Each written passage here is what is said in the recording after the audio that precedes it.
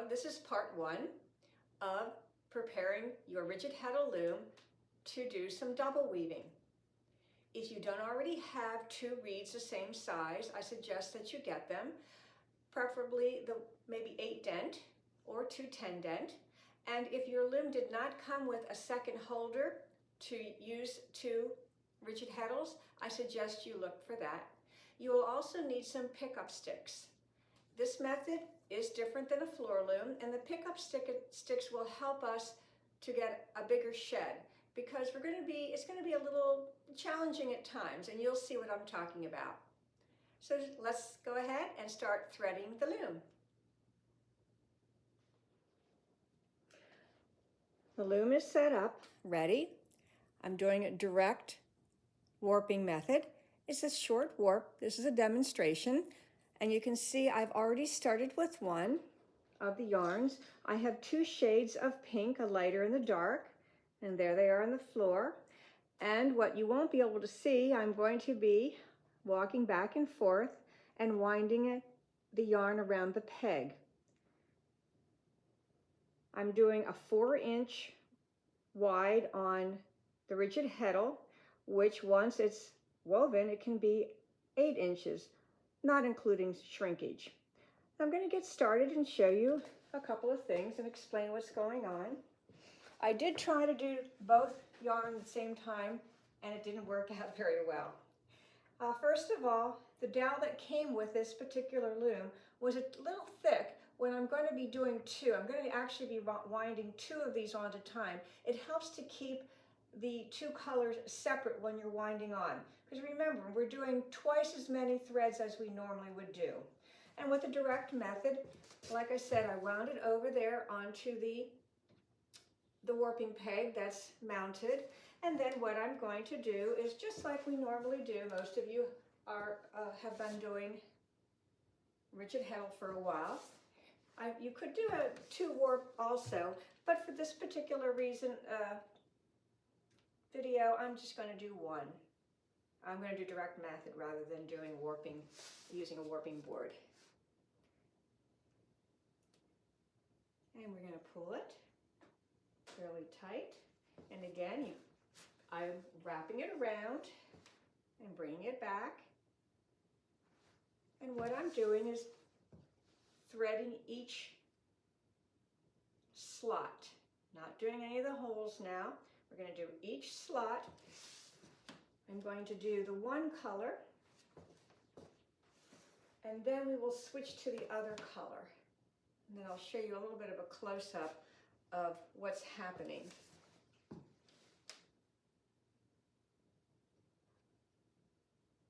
And I'm looping it around there.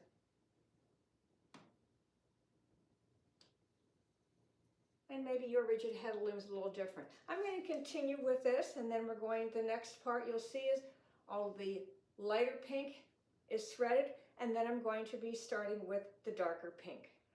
As you can see, the lighter pink has been threaded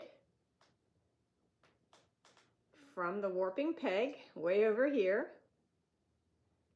and it is threaded through the slots on the rigid heddle.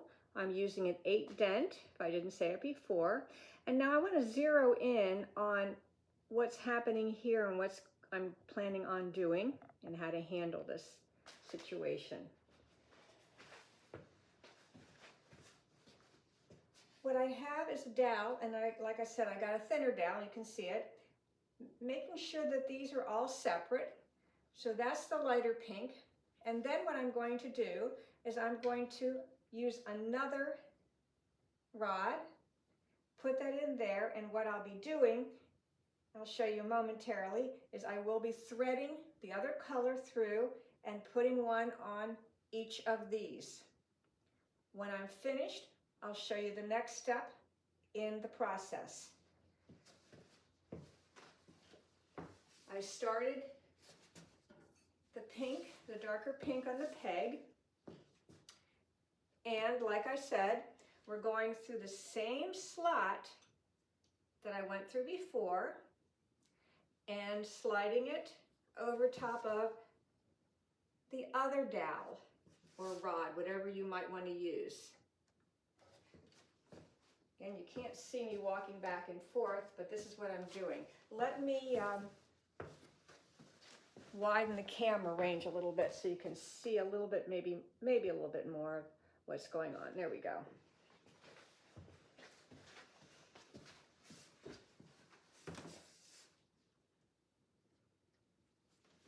So the next dark pink, and I'm using two different colors for teaching purposes,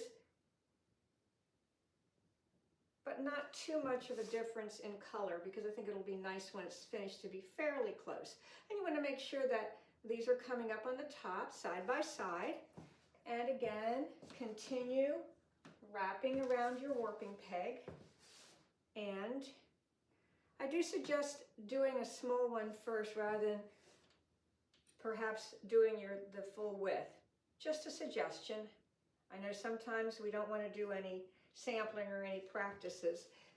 In this situation, just to learn the process might help you if you did a small width first. I know most people, when they have a loom, they want to make something twice as wide. Then they use the whole width to get something like this one being 16 inches. I could double it and make it twice as wide. All right, again, I'm making sure they go right on the top. So the one color is right on top of the other. Again, the shades are fairly close, but they are different. I'm going to continue threading each slot with the darker rose color, and then we'll go on to winding the warp on. Now, as you can see, the darker pink has been wound on. It went threaded through the slots, so there are now 4 threads through every slot. And let's focus now on the back of the loom where the dowels are and see what I did here. Like I said, I have 2 separate dowels. The dark pink is on the one and the lighter pink is on the other. They both of the sticks go through the cords. I'm only using the end cords with this since this is a short warp and the loom is not very wide. And what will happen is we'll start winding these on. And one thing you can do, I've done before, is just allow the loom to move and you can keep things on the pegs for a while. Now we get to the point where we need to add the cardboard. They are both winding on together now. However, they were threaded separately. It's going to prevent some of the twisting that I had happen in the first time when I did this. So I'm going to pause for a moment because I'm going to back up so you can see what's going on. I think I might even be out of the, I'm moving my loom and you're missing what's happening. All right, so let's focus back here.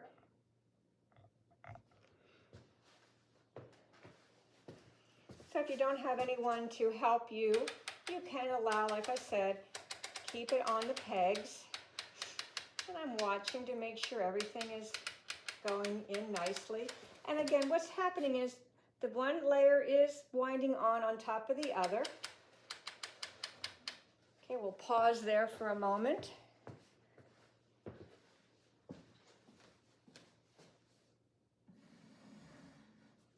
Move the camera over again.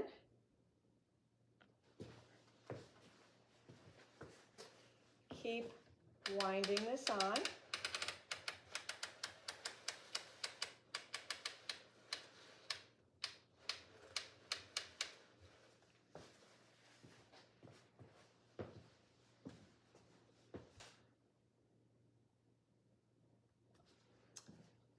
And I'm going to take each layer off of the pegs now, and they'll just hang.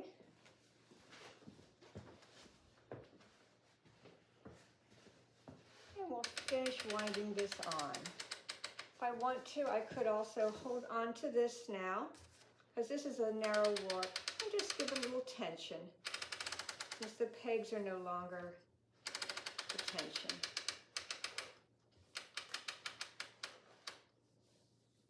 All right. Now we're at this place where I'm going to pause again, and I will need to cut the ends to start doing the threading.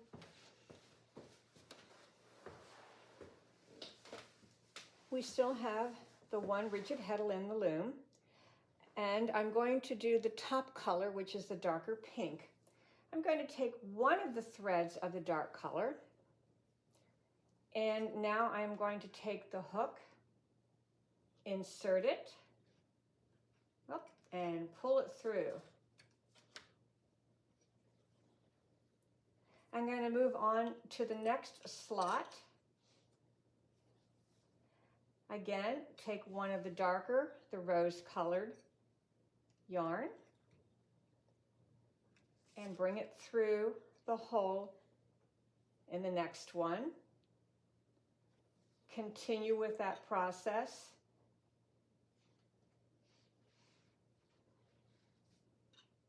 Going to the third one, taking one of the darker colors and pulling it through. And now I am using cotton that would, if I was weaving on my loom, on my floor loom, I'd set this at 10 ends per inch. For demonstration and for double weaving purposes, I'm using an 8-dent reed, since there's going to be a lot more threads per dent. It'll have more shrinkage to it when it's finished. As you can see, I'm going to continue with this going all the way across. Once that's completed, we'll go on to the next one. Whoops. This is where we get a little bit of a knot in there. We straighten it out, and it'll be good as new once we're going on. All right, there you go. The next section you'll see when we will add the other rigid heddle and continue with the process. Now you can see that all of the dark pink are through the slots, and what we're going to do now is I'm going to move this so the ones who are not in the holes are going to be flipped over the top, and this is where we add the other rigid heddle. And what we'll be doing is taking all of the ones that are already in the slots, and we're going to place them, in the holes, into the slot right next to where they were already threaded. And I had a little dot here, so I know this one lines up. And what I'm doing is taking the one in the back, the darker pink, kind of hard to see, taking it and moving it over to the next slot. Of course, the trick is to catch that on your hook. I'm going to do a few more, and then we'll do a close-up so you can see what it looks like from the side view. Bring it through. Again, I'm only using the dark pink that I already threaded through the top, through the hole rather than the slot. All the other ones are on the top. I will continue with that. Let's see if we can get a close-up view so you can kind of see what's happening in between the two. We come over here.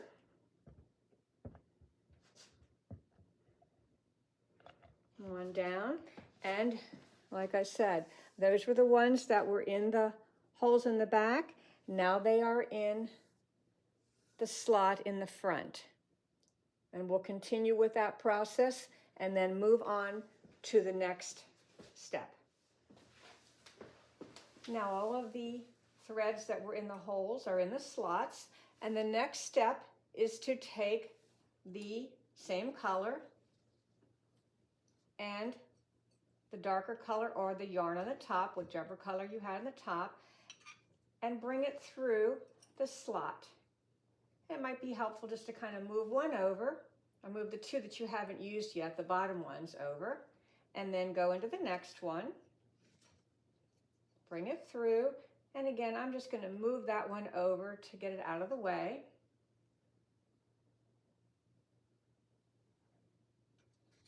The next one. And as you can see, those are coming over. I'm going to take the next one.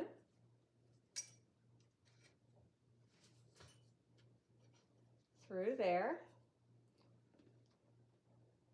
Again, to keep a little tidy, kind of move those over. Get the dark one.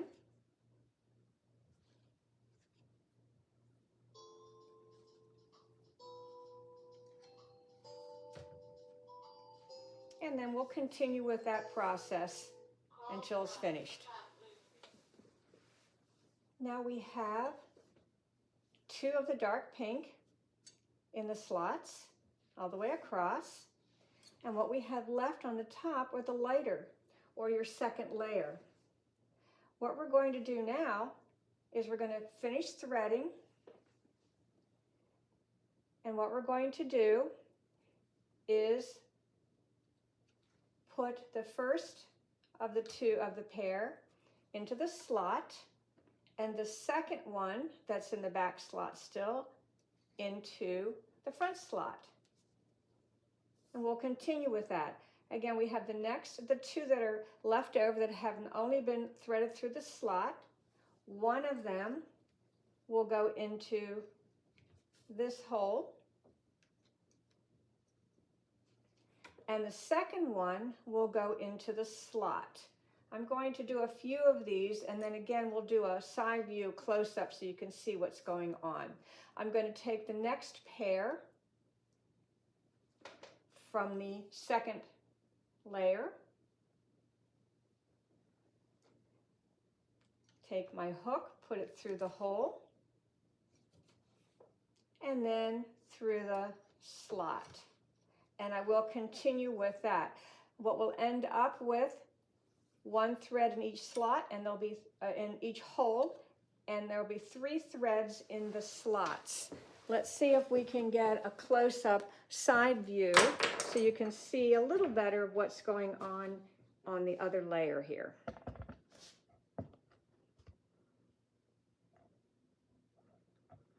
Okay, there you go. You can see that we're threaded through. If I bring this down, there we go. What's actually happening. There you go. You can see the layers in the front and in the back. And I'll continue with that process till we get to the end. Then I'll be finished with threading the reeds, and the next part will be tying on and beginning to do the weaving. So this is the end of part 1, threading your reed. Well, maybe it's not the total end. I think what I'll do is I'll finish it and then take a picture of it so you can see what it looks like all threaded. So we're not quite at the end, but we're basically end with the process. And now we have all of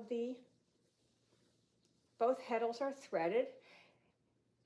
I'm not sure if you'll understand all of this, but right now the back heddle is threaded with the dark and the front is with the light. If I was able to separate them, that's basically how it is.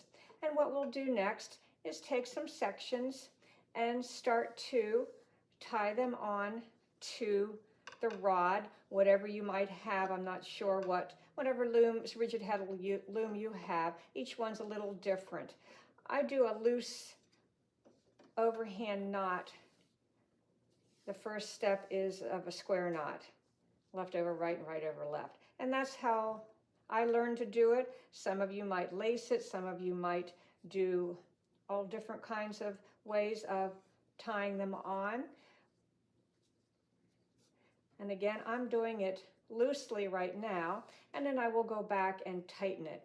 I'll probably tighten it right before I start weaving to make sure the tension is the way that I like it to be.